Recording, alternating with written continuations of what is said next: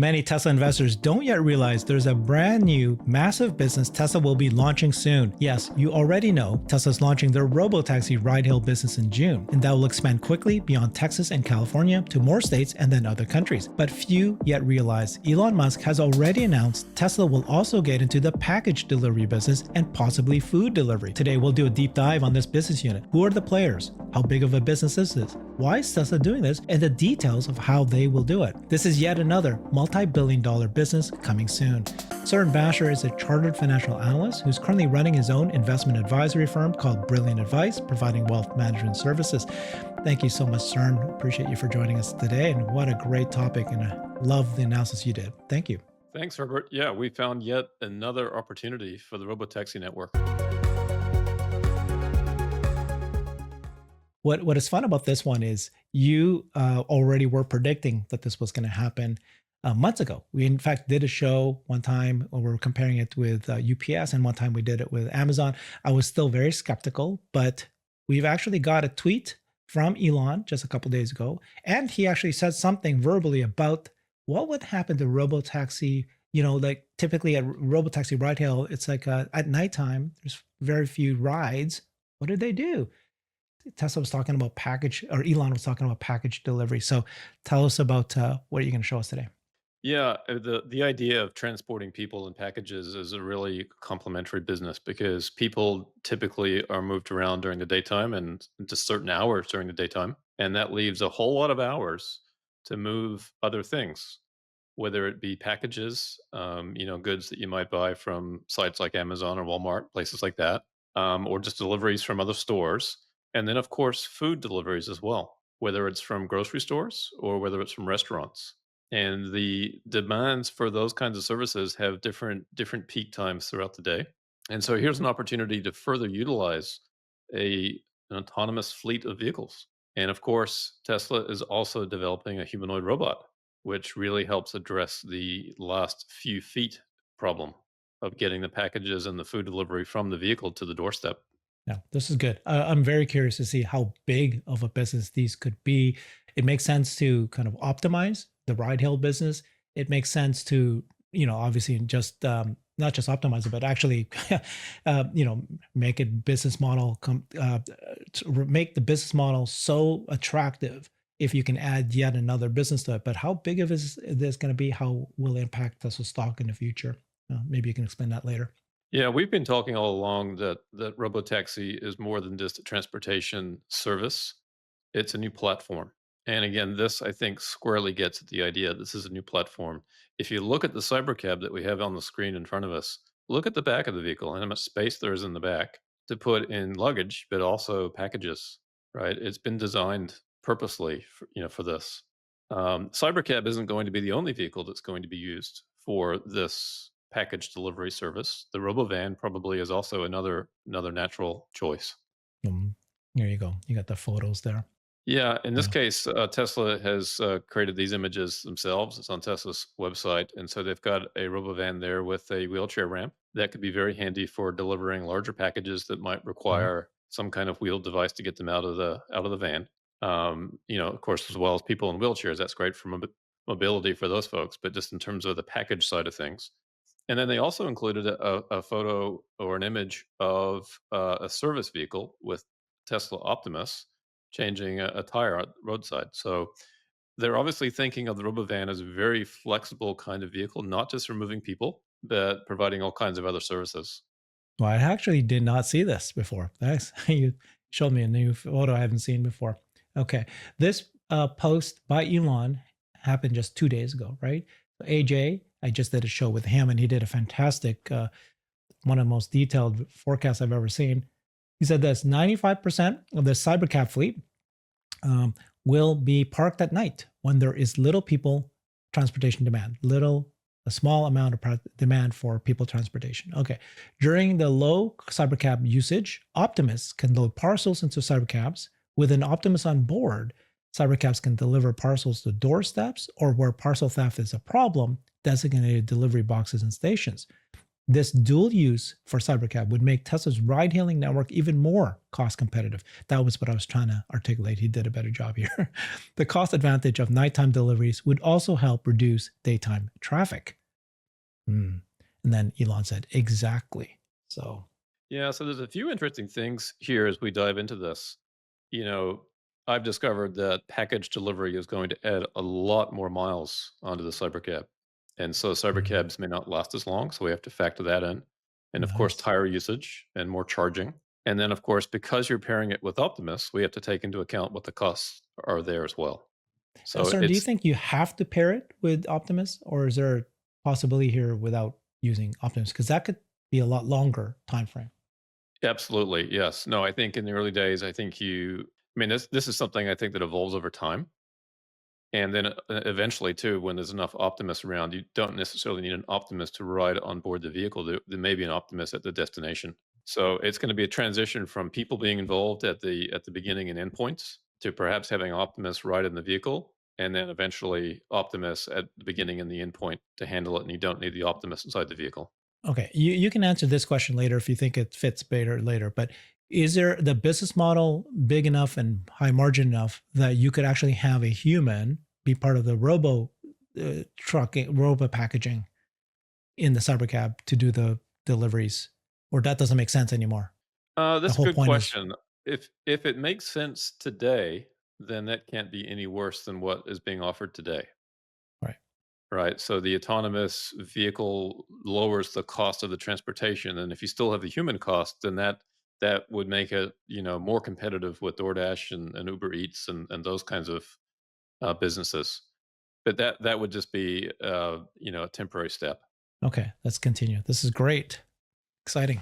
So just to review, then, when we have a robotaxi network, we're expecting that vehicles will only be utilized a certain amount of the day. And this chart shows at different utilization rates, starting at 30% on up to 65%. If a vehicle is utilized 30% for robotaxi, that means that 7.2 hours of the day it's being utilized in robotaxi, and the rest of the day it's sitting around doing nothing.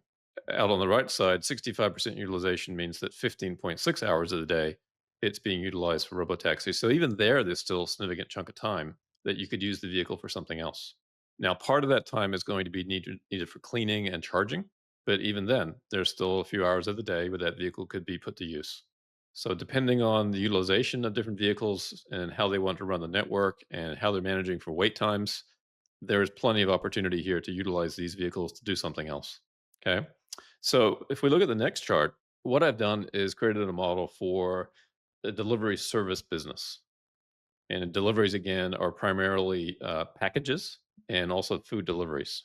And if we think about that, the food deliveries might happen more during the off peak times during the day, but the packages could happen at overnight or late night kind of times. So, not necessarily both of those businesses happening at the same time, but in the 30% utilization scenario, if you use half of the time that remains, so you're using 7.2 hours for robotaxi, and if you use half of the remaining time, that's 8.4 hours you could use for delivery services. So in that Mm, case, the vehicle is actually being used more for deliveries than it is to move people. Now, on the far right side, at 65% utilization, you're using it for deliveries for only 4.2 hours a day. But that's still a pretty significant chunk and it's still worthwhile. And it still leaves 4.2 hours of the day for cleaning and charging, et cetera, mm, maintenance if necessary. mm. Okay, so my assumption here is only 50% of the non-robotaxi transportation time is being used by delivery. So I'm trying to be conservative with that. So then let's take a look at what that means then for trips and miles. So if we're looking at the robotaxi network just based on trips at 30% utilization with the assumptions that I've made, and we can go into that if you'd like to, but that's about 20 trips a day. Okay. And at 65% utilization, you get up to about 42, 43 trips a day. And the vehicle travels between 164 miles at the low end to 355 miles at the high end, depending on utilization. And again, just to review real quick, my assumptions for speed of travel are 25 miles an hour average speed, 5 mile average trip length, that the reposition distance is 3.3 miles, or about two-thirds of the trip length, right? So if the trip's 10 miles, then the repositioning distance is about 6.6 miles back. Okay. And I'm including a couple of minutes loading and unloading, right? All that's factored in. And I'm only counting revenue for the miles that are actually paid, right? There's a bunch of deadhead miles in there that don't generate revenue. Okay. But this is the total miles. And then if you look at the next chart, Herbert, this is if you add in delivery trips. So now we're just looking at trips. We've got 19.6 at 30% utilization, but you would have another 25 potential trips for Mm, deliveries. that's a lot. Hmm. Okay. Now let me just share with you how I did that. So on the trips side, I just kept the distance the same, 5 miles on an average trip. But I assumed another 5 miles for deadhead miles, that you make one trip and you have to come back to the base to get another package or another food order before you can make another one. I think that makes this incredibly conservative because in reality, you're going to load the vehicle hopefully with more than one, with packages for more than one trip, more than one delivery. Maybe not so much in food, because if you order from a restaurant, you're probably maybe only going to one destination. If you're lucky, you might get two or three. But for packages, you should be able to go to multiple destinations with a loaded vehicle. But my assumption here was that you'd make one trip and back. And so you'd have paid miles for half of it and then unpaid coming back. Wonder Okay. if who the packages would be. So I get the food, right? Food delivery makes sense. Be part of the whole network, and you got Uber and sort of you got these like you'll show us later, DoorDash and others restaurants. And so a restaurant is like in a city to a home, and great. So you can basically map it the way you did. Packages are a lot more complicated, and but again, I know that Amazon, for example, they outsource to private drivers who I sometimes they're the ones who drop off the packages, That's right. right? So maybe Jeff Bezos and Elon have struck a deal and says, "Hey, you can use us." But other than Amazon, have you thought through a little bit of who else could do the Oh, I package think there's a delivery? whole host of folks, whether it's pet stores and you're delivering pet food or pet supplies, whether it's a hardware store I and you're see. delivering those kinds of things. I see. Right, there's any store basically that wants to make deliveries from the store to a customer can now Mm, utilize this platform. if it's So it kind cheaper, of yeah, levels the playing field a little bit more for regular stores against Amazon because now these other companies will have a good delivery option that's gotcha, relatively low cost. gotcha. Yeah. Again, just setting the stage here, and then at the far end, the 65% utilization, you're doing. In this case, we're looking at miles now. You can see that you're adding quite a bit of miles at low utilization, and at the high end, you're adding a little bit more miles. This has implications for how long the cybercab lasts. This has implications for tire usage and tire wear and things like that. Right. So we have to factor all that in. Yeah, but on the other side of it, one cybercab is equivalent to two cybercabs. One cybercab, if you didn't do the job, is right, 30 to 65% utilized. But if you had this extra business, one cybercab is like as if you bought a second cyber. You didn't have to create a second cybercab. Well, that's right. Yeah, this is a natural fit. It's like a hand in glove kind of fit. If you're not moving people, now you can move packages, and the likelihood of moving packages when you're not moving people is very high because people only move at certain times of the day.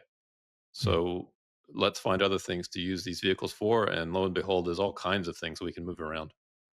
this is Yep. great. Okay. These are the Okay. miles. Yep. Those are the miles. Okay. So this is if you just look again at robotaxi, just moving people. We have revenue opportunity from trips, right? The cost per mile for the trips, maybe a base fare, maybe an idle fee if you're just hanging out in the cybercab, right? Those kinds of considerations. We also know that there's likely to be an advertising component, and that's there in yellow or orange. And then we've got other things that we have talked about before, like curated experiences, entertainment, connectivity, and distributed inference. In this model, those three are really tiny amounts of revenue. But I just wanted to reflect them here to say, hey, there is other revenue streams that could be fairly sizable depending on what happens. Hmm. But now with delivery services, if you flip to the next page, you're adding on these green bars. Mm, And again, I'm being very conservative in how I'm estimating this here. So what I did was just to make sort of an apples to apples comparison, I ran the robotaxi trip numbers at $1 per mile, and I ran the delivery numbers at $1 per mile. And again, that's if it's 5 miles out, you're getting paid for the 5 miles you're going to deliver. You're not getting paid anything to come back. Okay, so I'm trying to be really conservative here, but you can see how this helps level out the revenues. So before you're earning, let's say, $60,000 there at that 30% utilization, and now you're earning over 100,000. Helps bring up that revenue on the low utilization side up to kind of where it was. If you just had 65% utilization, your revenues were over 120,000.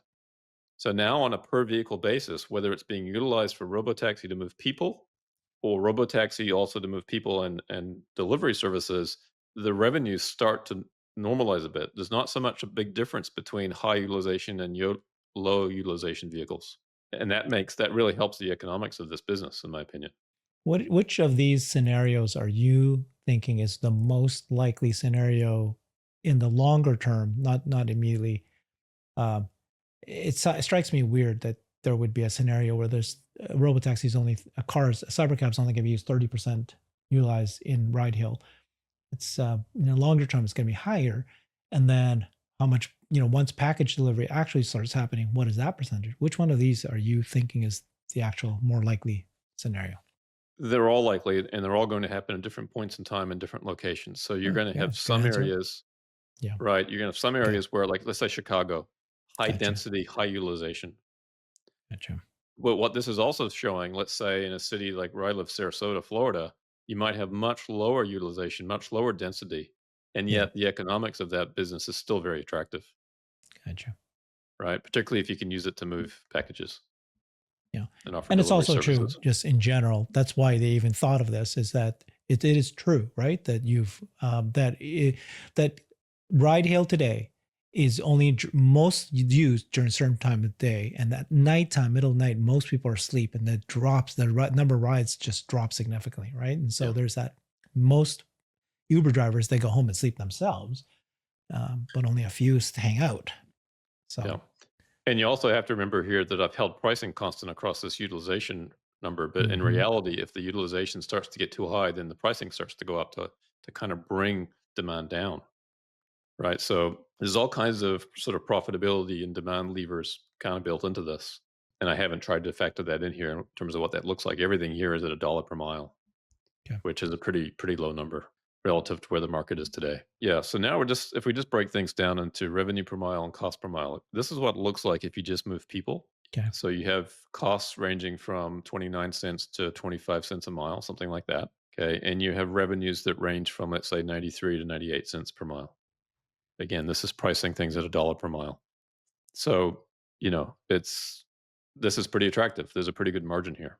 And if you flip to the next page, it shows what the margin is. It's about 74 cents across the board if you're just moving people. Okay, so that's Okay. great. 74 cents a mile in margin is pretty attractive. Now let's go to the robotaxi network with delivery services. Your cost per mile are higher, but the revenue per mile also is a lot higher. And so the net effect of all that shown on the next page, again, if it was just people at 74 cents, now we're seeing gross profit per mile ranging from 78 cents to $1.10, right? So it suddenly, you're adding some value here by doing this. You're utilizing the vehicles, earning more profit per mile. Okay. Wait, I'm sorry, I missed this. When you're doing package, you're still charging them $1 a mile? In that case, just to make things kind of apples to apples, Mhm. right? It's $1 per mile for a package. It's $1 per mile for a person, Right. What do right? you In think it is? reality, it'll be What very different than that. Yeah, what is the actual package delivery? It highly depends on, and we'll get into this in a little bit. I've got a little bit of data on that. Okay.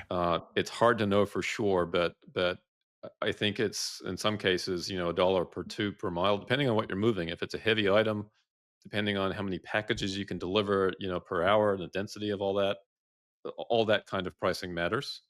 Mhm. But yeah, we'll talk about that in a second, Herbert. Now then, let's look at revenue per hour. So this is kind of interesting when we talk about how much people make doing these jobs. So the revenue per hour, if you're moving people in a cyber cab, depending on utilization, might range from $7 up to about 15 an hour. And the costs are 2 to maybe almost 4 an hour. Put it on an hourly basis. This is based on a 24-hour day, by the way. Now, if we add in delivery services, you can see now that the revenue per hour goes from 7 to 12 at the low end and from 15 to about 17ish at the high end. Yeah, your cost per hour go up too, but the net effect is a higher profit. Why did the cost per hour go up so much? Well, we're adding in the cost of Optimus. I included, again, very conservatively, Optimus cost you $10,000 a year. So Basically, you have to replace Optimus every year for the service that you wear Hmm. them out. Yeah. Okay. But they're owned by a Tesla, used by Tesla, so they don't have Yeah, to. They just make and use them. Yeah. that's right. Now, But there's also, an you're going through opportunity the cost, vehicle. though. There's the opportunity cost. If they didn't use it for this service, they could have used it for something else. Well, and that's an important point because initially, the Optimus are gonna be way more valuable doing other things than this. Yeah. Yeah. But once we've got hundreds of millions or billions in the world, then why not? Do you think it needs to be an Optimus? Maybe it can be another bot form factor for package delivery. Perhaps, although I think, everybody's front doorstep and porch and gate and pathway situation is different. You're gonna need something that can navigate the real world very Mhm. effectively, and I can't imagine there's really anything else other than Optimus that can really ultimately do that. That's what it's designed for, is to work in a world where humans operate in, Mhm. right? And if you think about everybody's, delivery situation, everybody's house is a little bit different. Yeah. I mean, and sometimes you have to open up a mailbox. Sometimes you have to open a door to go through the door in order to get the package into the, inside or Yeah. something like that. So that's what humans do. And so maybe that's the first principles. And Okay. where theft is an issue, there might be some kind of delivery locker it gets put into that Optimus can open. And you have to press buttons first and here's the Yeah, code or something like that, whatever. Yeah. that's right. All right. Yeah. So there's all kinds of considerations there, but it makes sense. Okay, so here's what it looks like for Tesla on a net profit and net margin percentage on a per vehicle basis per year. This is just robotaxi with a dollar per mile assumption.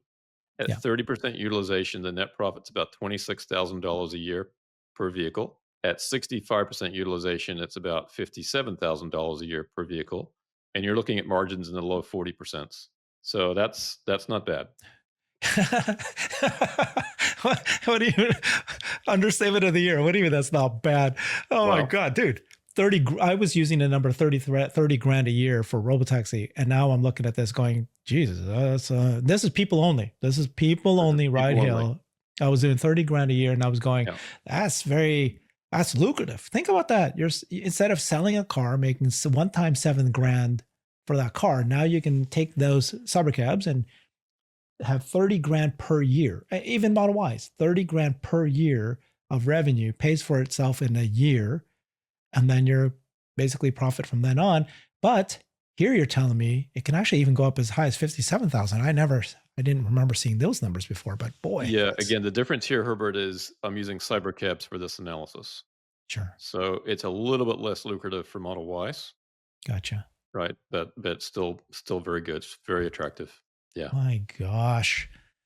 Okay. Oh, And by okay. the This way, is a, we talked about Robovan in the beginning. Robovan's not yet part of this, but that would help certainly with yeah. scale.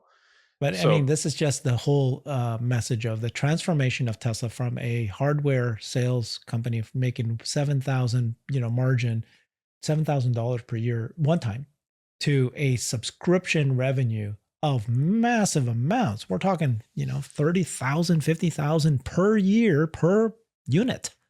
yeah, and again at a dollar per mile, and we're not going to be at a dollar per mile anytime soon. So the numbers Okay. could be higher Even initially. higher. Yeah. Jesus. Okay. This is Okay. huge. All right. This is people only here now with delivery services. On the Huh? low end, from 26,000 to 37. Mhm. On the high end, it's not much more. Why is that? Yeah, I noticed that. It was like, what? Okay. Yeah. Why is it? So what What? this does, what the delivery services does, it helps you take low utilization vehicles and make them a lot more profitable. Now, again, maybe my assumptions about the amount that they get per package, maybe it's too low. Right. Again, I just use a dollar per mile for people, a dollar per mile per package. In reality, the pricing for packages is a whole lot more complicated than that.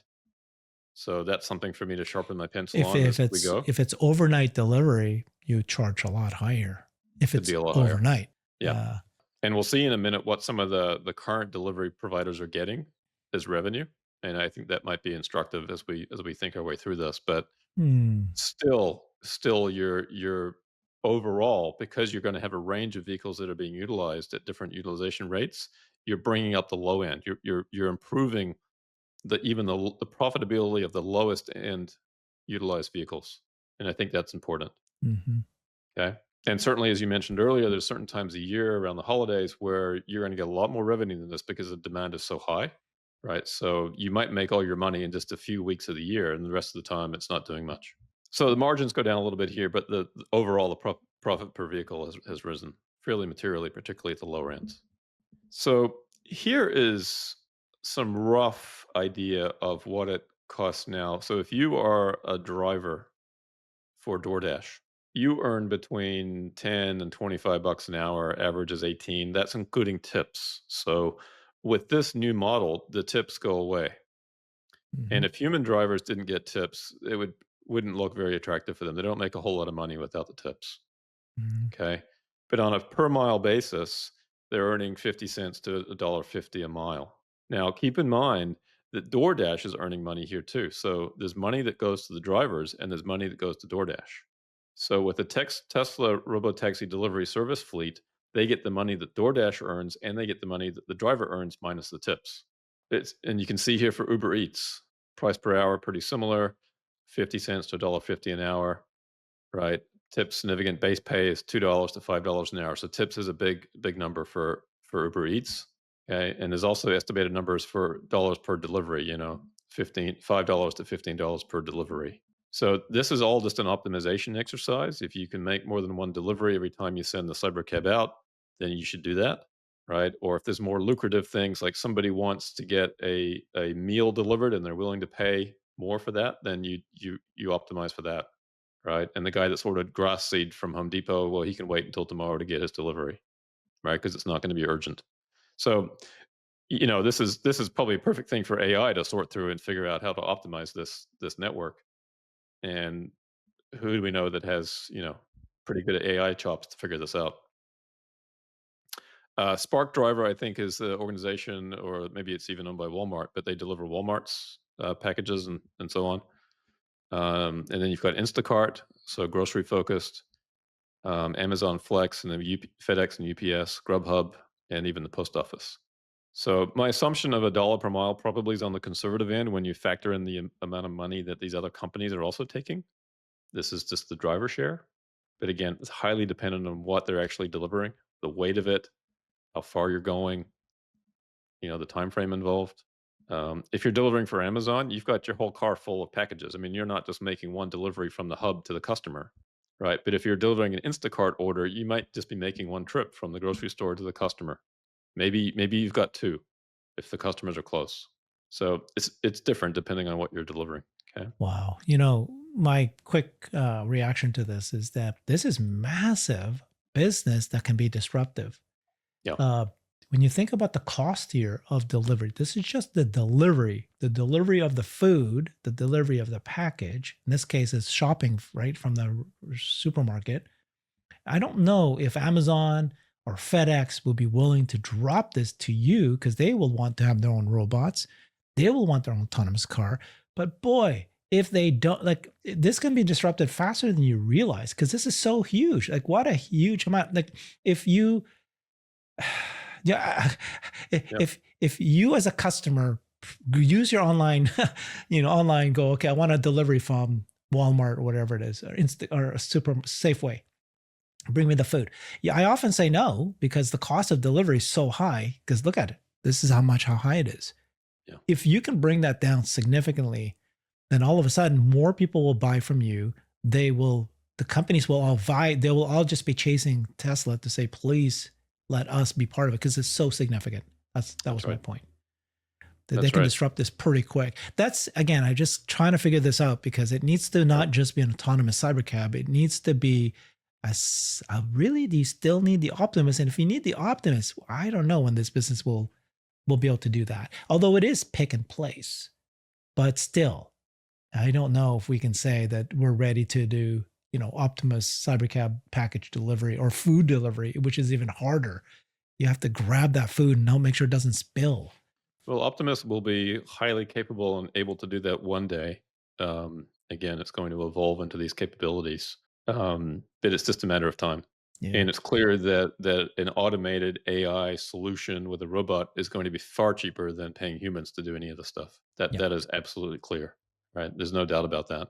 It's just a Yeah. question This of is time. expensive. Let's be Yeah, very clear. This is overly expensive. I can't even believe it even exists, but it's yeah. just it's crazy expensive.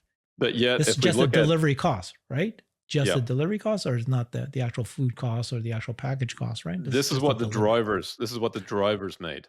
are This is making. an Yeah, estimate for it's the drivers. that's a lot. Yeah. Yeah. Mm. Okay. Oh, this is No, per hour. I get that split between multiple trips. This is per yeah. mile. Again, I get that. It's based on multiple, but yeah.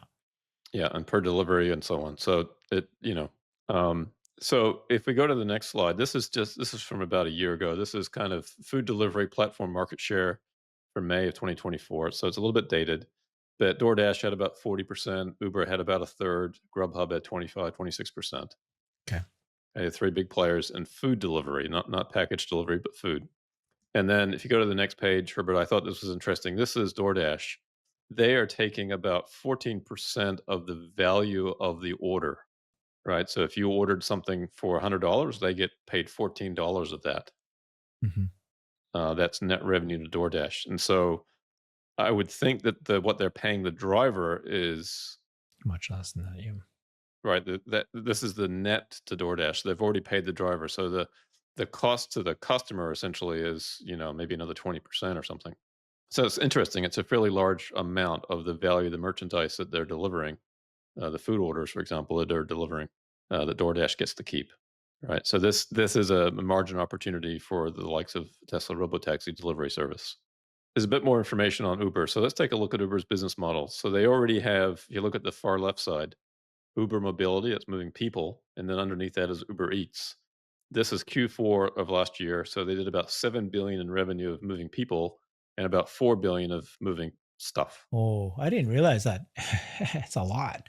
It's a lot right? more than I thought. So it's well over. Well, it's about 50% of what they're doing. So that's Yeah. very big. And Okay. then a Uber Freight category as well. So the act of moving people and stuff is a big part of Uber's business. Mm-hmm. Um, right. So it's significant. Almost Now, equal. Yeah. yeah, Mm-hmm. and Uber's gross profit margin is about 40%. That's gross margins. Their net profits are quite a bit smaller, particularly if you factor out the tax benefit that they have. That little thin green line that goes off to the top right it gets pretty thin. Their operating margin's only 6%, right? So but what we're showing here though is this delivery services is already a pretty big part of Uber's business, and it's a big focus of theirs. All right, it's a way for the drivers who are sitting around waiting for a customer to stay active and make money. How big is this? If you look at the growth in the next page, gross bookings in 2023 were $64 billion, 65 billion for Uber, and that was up from 8 billion in 2018. So this has been a rapidly growing part of their business. And in 2023, they were EBITDA positive. They became positive in 2022, but this is an important part of their business. And then if you look at the next page, for Uber, this part of their business, they earn a revenue margin. So basically, we saw for DoorDash, it was about 14%. For Uber, it's close to 18, 19%. So of the gross bookings, they're getting to keep 18 to 19% of that revenue, right? So there's a decent amount of money in this for companies. If you can find a way to make this more efficient, there's a decent amount of money there for you. Back to your question about what are they moving? Well, it's food from restaurants, it's groceries, Mm-hmm. convenience items, could be a order from CVS or Walgreens. Mm-hmm. It's alcohol, pet supplies, home improvement stuff, electronics. You want something from Best Buy, have it delivered, right? So basically, anything and everything that people buy could be delivered in this way. And if Amazon's next day service isn't good enough for you, then you can order it from somewhere else and get it in an hour. And so it seems to me that this kind of service will only grow in time. We're all impatient. When we order something, we all want it now, even though we're willing to wait Mm-hmm. a day or two. Mm-hmm. We would No. all want it now if it was cheap enough. Yeah. Yeah. Same day deliveries is a game changer. Yeah. And so with a robotaxi like platform where you've driven down the costs per mile, it allows more and more of this to happen. So it's Mhm. not just about replacing this existing market, it's about expanding it. Yeah.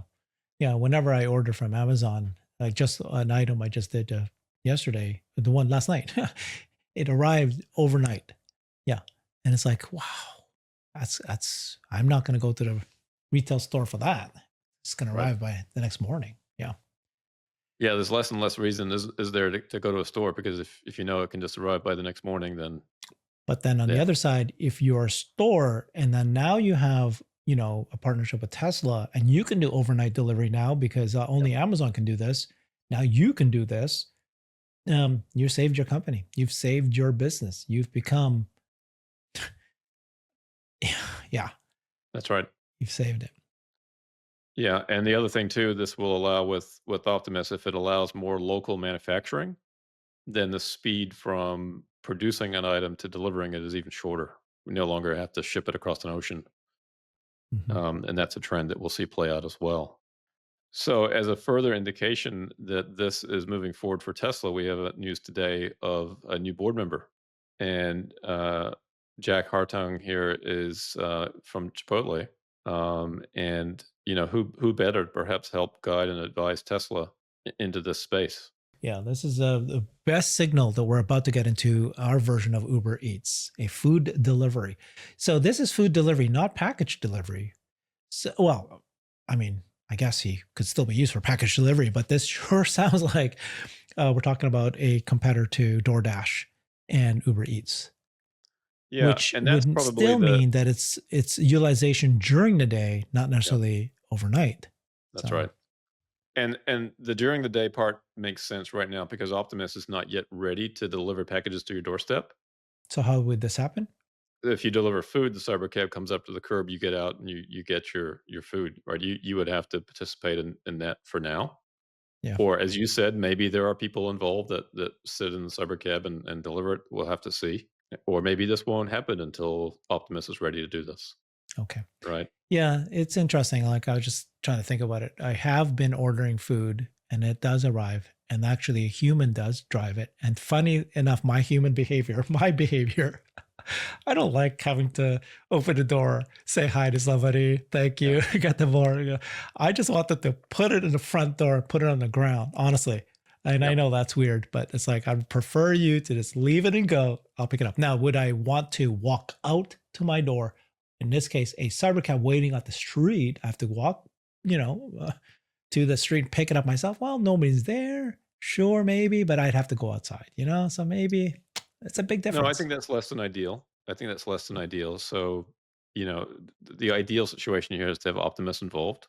Yeah. And clearly, we're some time away from that. So, what we're presenting Yeah. here today is not going to happen this year or next year. Yeah. But Tesla will have a platform to be able to deliver these kinds of services at some point. Cern, thank you for putting this together. Now I've got a few questions to ask you. So, what is the impact of this to the ride hail business itself? The original ride hail business, humans driving. So, if you are able to maximize the usage of cybercab, whether it's food Mhm. delivery or package delivery at nighttime, does that allow you to even further undercut the price of the ride hail to other, let's say, okay, the argument that people keep saying, some analysts, oh, don't you know, Uber themselves will have multitude of options of delivery autonomous vehicles. They'll be able to compete in a platform. They'll have the same price point as Tesla. Does Tesla being able to do package delivery plus that, or does that, help? There's a number of factors I think at work here, Herbert. So one of it is demand, right? Where is demand? Is demand going to be higher than what Uber is currently servicing today? The answer is a clear yes, it will be if prices can come down. Yeah. Prices will come down if the supply of available vehicles increases, right? So that's the balance there. In terms of adding package delivery, it actually now becomes a competitor to ride hail. For example, if you want to ride, right, and you are willing to pay $1 per mile, but I order food and I'm willing to pay effectively $1.50 per mile for that order, the cybercab's going to take my order over moving you as a person, right, to optimize the revenue, right? So in that case, delivery services is competing against human ride hail. So right, it's Yeah. complex, right? Like it's Yeah. Yeah. It's complex. Yeah. but the more vehicles that Tesla's able to put into service and the lower that they can reduce the operating cost on a per vehicle basis, the bigger this market will expand, the greater share they will have, and the faster prices will come down for everything. That's a question I'm asking you. Okay, so you assume $1 per mile, then you assume 27 cents the cost of Tesla to run the Cybercab. Yeah. Okay, that's fair. But that 27 cents, is that mostly, you know what I mean? Like I'm trying to figure out what that breakdown is, whether or not, therefore, if you did use package and food delivery at nighttime, that then lowers that cost even more, that therefore they can charge less than a dollar even further down. And then that then opens up ride hail to be even bigger. Winner, will win it like crazy. Yeah, I mean, the answer is yes. The bigger the network, you get scale advantages, right? You spread out whatever fixed costs you have over a larger and larger fleet, and that will allow you then to reduce your prices, right? Drive down the cost, reduce your prices. And again, I'm not fixated on a dollar per mile. I was just using that to make an apples to apples comparison between the two. I think Yeah. initially the cost of a Tesla robotaxi will be much higher than a dollar per mile. Yeah. They really need to offer it at where the market is, and then as they add vehicles, they can bring that price down. And that's going to force Uber to exit the market if they're no longer cost competitive. A lot of drivers are going to say, I don't want to work for such little money, right? We now have competition from robotaxi. People don't seem to want to be in a human driven vehicle anymore. We saw that in San Francisco. And so as that starts to take effect, Uber loses supply, Tesla's gaining supply, Tesla's gaining market share, prices are coming down. But at the same time, as we add on delivery services, now we have a whole nother demand lever on top of that, that by itself, all things being equal, would serve to increase prices a bit. But of course, Tesla's going to be adding more and more vehicles to the network over time. So my expectation is that prices come down pretty dramatically over the coming years, even if Tesla is finding ways to utilize robotaxi more and more with things like delivery services. And then the other question is, you showed very nicely, thank you, the impact to the revenue per cybercab. Hmm. It's significant. It's a lot. And well, the weird part was what happens if it's on the highly utilized ride hail versus not highly utilized ride hail. But the significance if it's low and so big that I think that again, like I was saying earlier, we could actually, we're all underestimating the potential that ride hail could impact to the stock or to the business because it's massive, Yeah, and double again, what we're we were thinking. underestimating it because it's not just going to replace what we have today. It's not just going to replace ride hail, and that's the market. Right. Tony Seba has talked about this so much. It's a whole new platform. And Mhm. what it replaces, it's going to become something much bigger because it can do so much more at lower cost, right? We can see how it's going to move people at a lower cost. Therefore, demand for ride hail or that kind of Yeah. service will only increase. That's very clear. And to Uber's own studies themselves, they showed that if they could get their price down to a dollar per mile, it would be a 25x increase in their market opportunity, Yeah. right? They said that before. Yeah, Yeah. And they've discovered that a few years ago, and so yeah. now we have a company like Tesla that will be able to actually do that at some Yeah. point, right? As they get And more then if you vehicles in the expand fleet. this to Tesla Semi, robo trucking, and robo van, Yeah, then I remember before somebody said, I think if you can get it below, and I think it was a dollar per mile, you're now competing with rail. yeah, You are competing with short haul flights. And so you were saying earlier that, yeah, Amazon has planes, but a lot of it you could compete if you can get robo truck, like a daisy chained of Tesla semis, robo vans. right. Yeah, this is no wonder Tesla's going to be in the package delivery business. They The could replace FedEx. I the mean, opportunity with someone like Amazon or competing against someone like Amazon is if you can get rid of the need to have a warehouse, distribution centers. mhm, Now, right now, that seems kind of strange to say that, but eventually, again, if we have more localized manufacturing, if we're not shipping everything we buy from China, right? Let's say we're successful over time of using robotics to build things locally, not just because of Trump's tariffs and all that. Just fundamentally, now we have the ability to use low cost humanoid robot labor or any robotics to more cost effectively make everything in our country or more things in our country. Therefore, it can be made around the corner in small batches at high quality and low price, right? In that case, it can be shipped basically from the factory to the customer. You don't need to put it in distribution centers anymore, right? You might not even make the item until it's ordered, right? Or have a low inventory of the items because you know that you can build it very quickly and ship it, the next day. Hmm. So that kind of thing, if we see that kind of structural change, then the way that Amazon has constructed its whole business model of taking all these goods that are being shipped to our shores, dispersing them across distribution centers, optimizing where they're located, and having planes flying stuff back and forth on anticipation of orders. I know an Amazon Air Prime pilot. That's what he does. He flies Hmm. stuff from one distribution center to the next on anticipation of that stuff being ordered. Amazon Hmm. pre-positions things. If they don't have to go to any of that cost because now you can make it more locally and just deliver it from the production floor to the consumer, that would change everything, and that would be a threat to Amazon. Now, we're Seems, probably a yeah, long way from that, but long way from that. Yeah. in the future, that's more and more of Hmm. that's coming. Yeah. It's always interesting because I feel like we're talking about some of these things that have the potential to be, and then everybody gets wrapped up around the time frame. Clearly, some of this stuff's gonna take a long time. Absolutely, I'll be the first to admit that. But it's also very clear to me that this is the direction that we're headed, and it's just that messy middle part about the time frame and how it's going Yeah. to, play Yeah. out. Yeah. Today, I think we can safely say at this point that Tesla is looking into and very likely going to get into the package delivery business and possibly the food delivery business, getting a board member, Jack Hartung, who was the chief strategy officer and president at Chipotle. It's maybe why they chose him.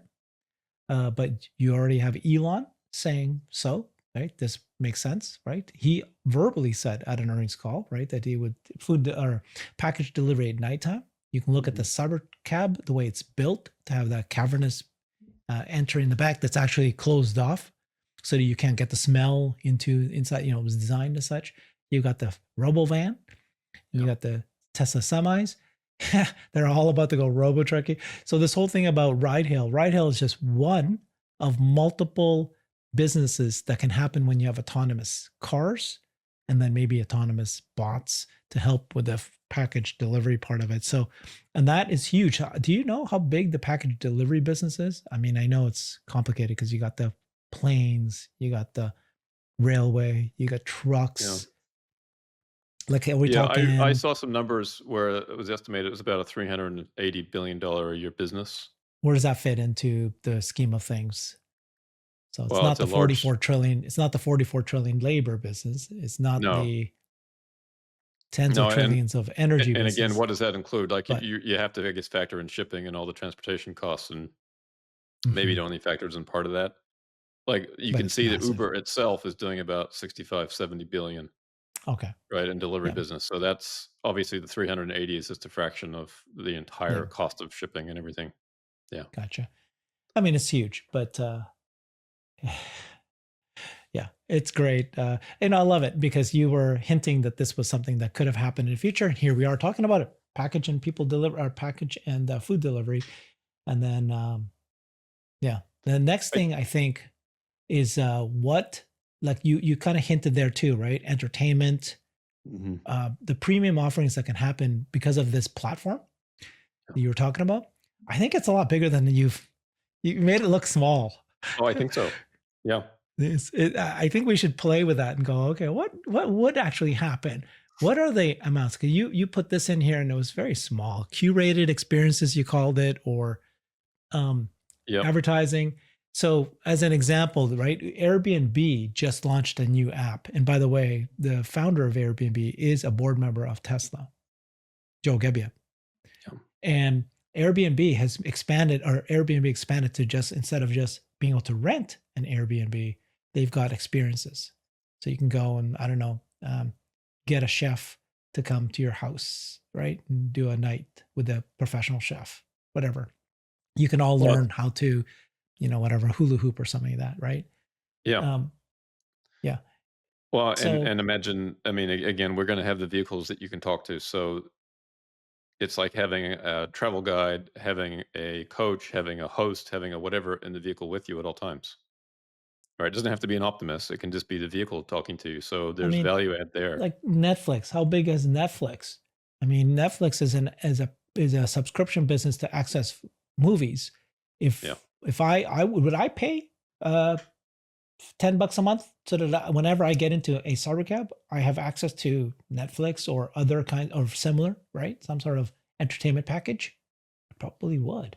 Well, and maybe the entertainment and connectivity pack part here, the purple bar, which is very small. Yeah, Maybe it's too we should small. think of this as Yeah, robotaxi prime, right? To borrow a term from Amazon, yeah, yeah. right?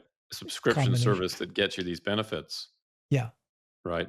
Discounted prices on ride hail, discounted prices on food delivery, discounted prices on package delivery. I mean, Netflix is bigger than Uber, isn't it? In terms of market value, Yeah. yeah. I mean, yeah. Anyway, yeah, we should look at it because I have a feeling that this could be small. This yellow, purple, the yellow advertising, the Yeah. orange is curated experiences, and the purple is entertainment connectivity. I think that is too small. Maybe. No, I agree with you. Yes. And again, I'm just showing them here as slivers just to tip my head and say I recognize that these are business opportunities, Yeah. but the numbers as they're shown here are not reflective, I think, of what the true opportunity is. Gotcha. Right. But I'm just building slivers in here just to say, hey, this exists. Distributed inference exists. And by the way, if you use the cars for delivery, then the distributed inference revenue comes down because they're not Okay. going to be sitting around idle as much. Yep. But I think distributed inference on the vehicle probably is a pretty small business, but at least you can earn revenue if the car is doing absolutely nothing, which is kind of nice. So now we can earn revenue from the car moving people. We can earn revenue from the car delivering packages and food. And we can also earn revenue if the car is just sitting there doing absolutely nothing. Mhm. Right? That's pretty amazing. It's like imagine Okay. earning revenue from your shovel that's sitting in your garage that's not doing anything.